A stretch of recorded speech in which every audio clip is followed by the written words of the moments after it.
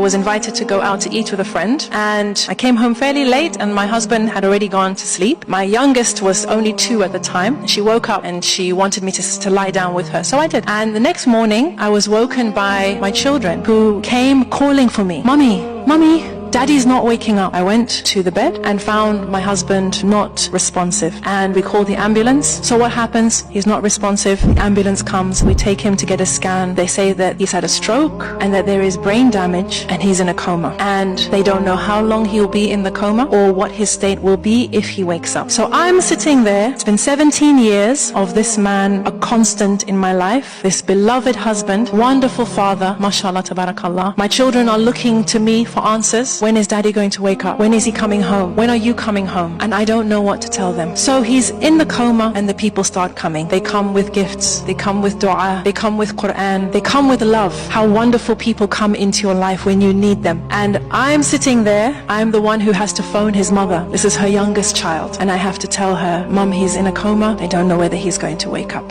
I have to hear a mother's heart breaking. And I have to go through all the scenarios. What if he stays in a coma for 3 years? What happens then? You know, there's an interesting thing that people do when somebody is in a coma. They come and they tell you miraculous stories. I knew someone, they were in a coma for 6 months. Wallahi. And they woke up and they were fine. Sister, you'll be okay. Sister, I heard about someone whose husband was in a coma for 3 years. Wallahi. And when he woke up, everything was okay. They had another baby last year. They think this is comforting.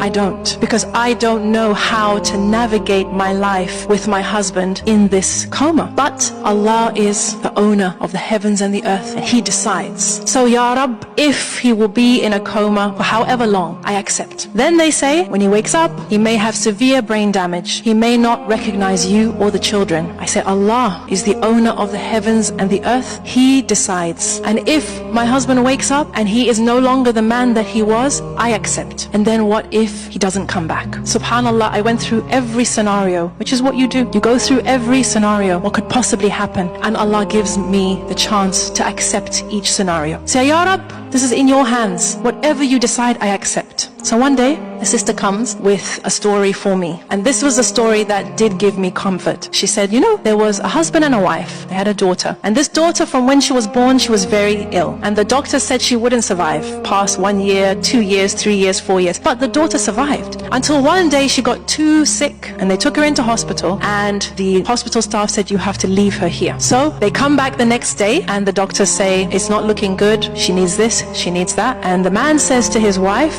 not yet.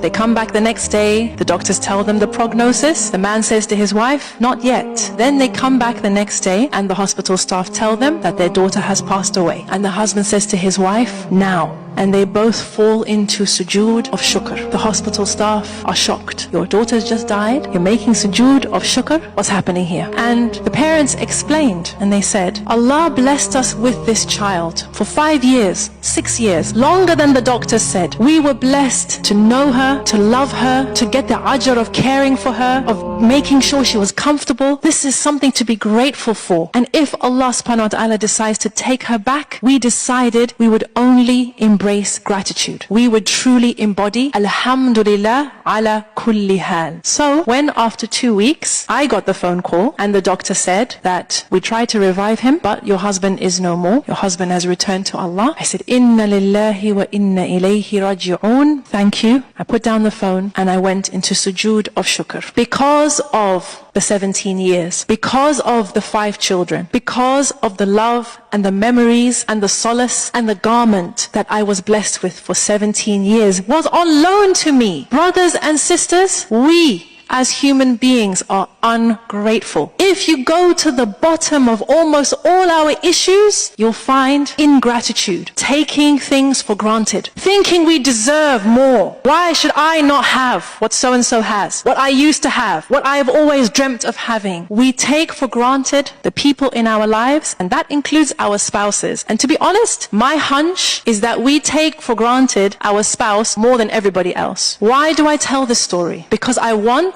those of you who are married, those of you who inshallah will be married, I want you to wake up to the ni'mah that is right there beside you. The fact that another person has agreed to share their life with you, to build a life with you, to tolerate your nonsense, to make excuses for you, to love you in spite of your craziness, this is something to say Alhamdulillah for. Comment Alhamdulillah if you have reached to this